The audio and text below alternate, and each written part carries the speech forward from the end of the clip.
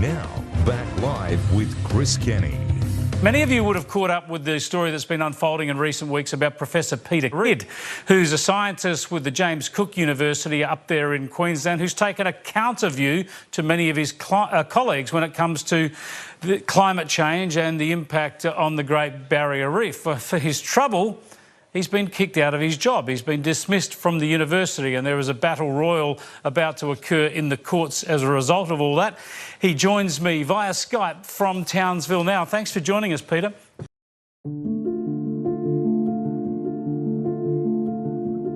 Like so many Australians, Dr. Peter Ridd loves the Great Barrier Reef. A marine geophysicist, Peter has been studying the reef for over 35 years, until recently as Professor of Physics at James Cook University. But Peter disputes the view that the reef is dying because of climate change. Speaking out against this climate change hysteria made Peter Ridd a target of his former employer, James Cook University.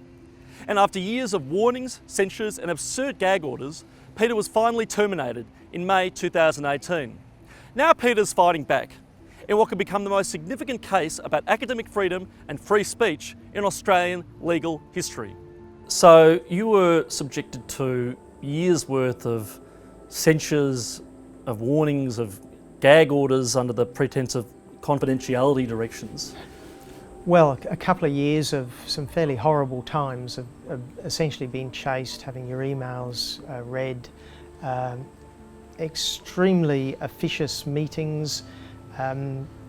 The administrations wouldn't talk to me. It was all done through lawyers. Stuff to my wife wasn't allowed. It was like being hunted, actually. And you'd get these brown paper envelopes and your heart would race and I'd literally be sweating profusely until you'd read through yet another batch of allegations made against you. It was just a horrible time, absolutely horrible time. I'm a physicist. I did a physics degree at James Cook University starting in 1978, and I went teaching for a couple of years, and but also started a PhD even when I was teaching, and then I joined the Australian Institute of Marine Science, and that's when I started to learn about oceanography. So Peter, how long have you been studying the Great Barrier Reef for? Since 1984. Right. So we worked on all sorts of things, mostly the currents and the movement of sediment. The movement of the water is the big thing though. How the sediment gets moved around, how waves resuspend material off the bottom. Done a lot of work on temperatures. So I guess, is the Great Barrier Reef dying? No, look, the reef is in fantastic shape. I often say that of all the ecosystems in the world, possibly with the exception of Antarctica, the Great Barrier Reef is one of the best preserved there is. So Peter, what would you say to the naysayers and the usual suspects who would paint you as somebody who doesn't care about the environment? Well, you know, I come from an environmentalist family. Right from a very early age, you know, I've been in environmental organisations. I used to be the president of the local branch of the Wildlife Preservation Society. I'm an environmentalist. What was your career like at JCU in whole? It was great. I was a very successful academic. I was a good lecturer. I was often put on the big first year classes to teach physics to people who didn't want to teach physics, and I really enjoyed it. And I had 30 fantastic PhD students over the years. It was a really good time, and I greatly miss it. What have we got here on the wall, Peter? Well, that was the inaugural JCU Supervisor of the Year for PhD supervision. Right. So I supervised about 30 PhD students, and I was supposedly a good one. And that's my 25-year service at JCU. Yeah. Altogether, I worked there for 30 years, and I was associated with 40 years because I was an undergraduate student and a PhD student there as well, and also a postdoctoral fellow. So for 40 years you're at JCU? Yeah. Wow. That's right. Yet despite his ample qualifications, Peter has found himself going against the so-called conventional wisdom when it comes to the reef. In particular, Peter has taken issue with the quality of the science. The basic problem is that we can no longer trust the scientific organisations like the Australian Institute of Marine Science, even things like the ARC Centre of Excellence for Coral Reef Studies. A lot of this stuff is coming out, which the science is coming out not properly checked, tested or replicated.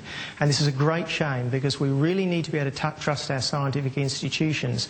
And the fact is, I do not think we can anymore. I think that most of the scientists who are pushing out this stuff, they genuinely believe that there are problems with the reef. I just don't think they're very objective about the science they do. I think they're emotionally attached to their subject, but isn't and science, you can't blame them. The reef is a beautiful thing. Isn't a scientist supposed to have always a degree of scepticism? So he's checking and checking and rechecking rather than presenting stuff as empirical proof.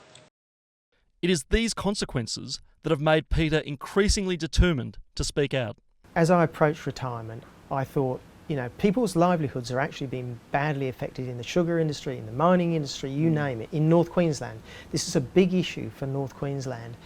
And if somebody doesn't say this, well, the rubbish is just going to go on and on and on. So there was an obligation, a duty to just keep on going. So you've been vocal on these issues, including in our publication, Climate Change, the Facts. When did you start running into trouble with your employer? Well, that happened when I pointed out that there were some photographs of a reef, one in 1895 and one more recently, one showing it in beautiful and then another one recently showing it dead, and I pointed out that this was wrong, and I was asking the question, what quality assurance was done on that science to make sure it was right, because this was being used in public policy.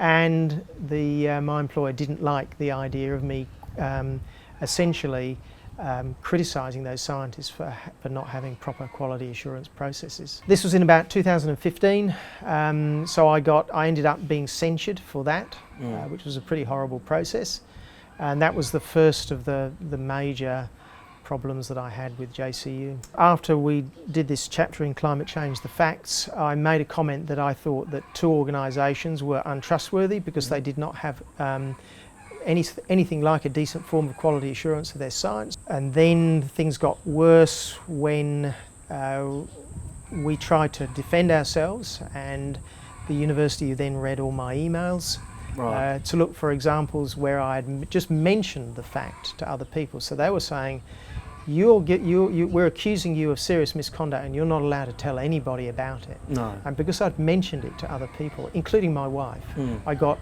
another 25 counts of serious misconduct. These allegations were made by James Cook University, despite the fact that Peter was not in breach of his employment contract. In fact, the Enterprise Bargaining Agreement covering staff at JCU has extensive protections for academic freedom. If you can get a person where you can monitor all their communications, you can isolate them, you can then crush them psychologically.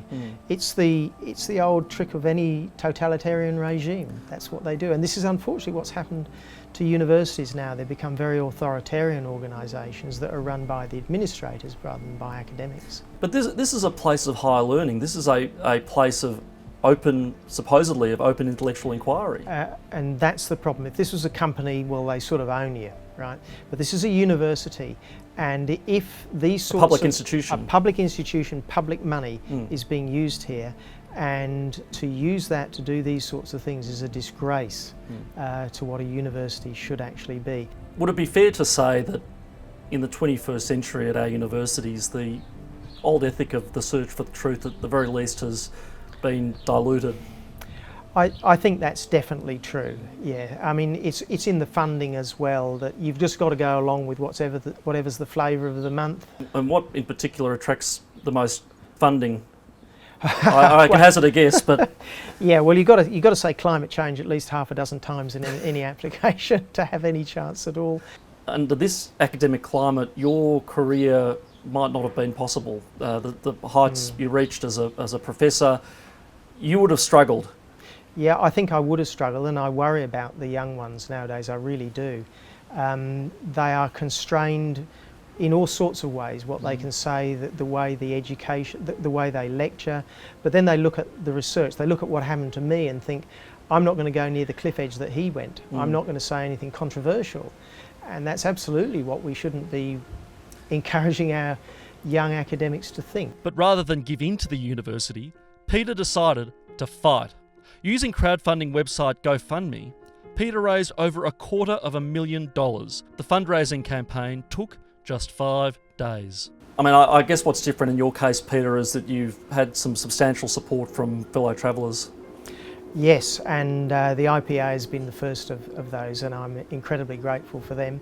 Not just for the financial support, because they gave me a little financial support for the original legal things, but it was also the moral support which helped me go on. I was literally packing up my office when I got the second set of allegations, and then John Roscombe gave me a call and said, well, he's going to get some lawyers to look at it, and it wasn't until that happened that we were actually in with a fight. There's a duty here, in fact. There's just some absolute rubbish being spoken about the reef, and people's livelihoods are actually being put in jeopardy by this thing.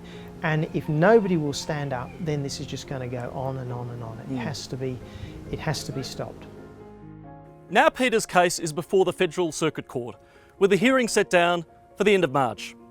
JCU would have you believe that this is just a narrow legal dispute, but this case is about so much more than that.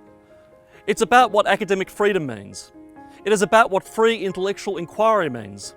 And above all, it is about the rolling crisis at our university campuses and across the nation. The crisis of freedom of speech.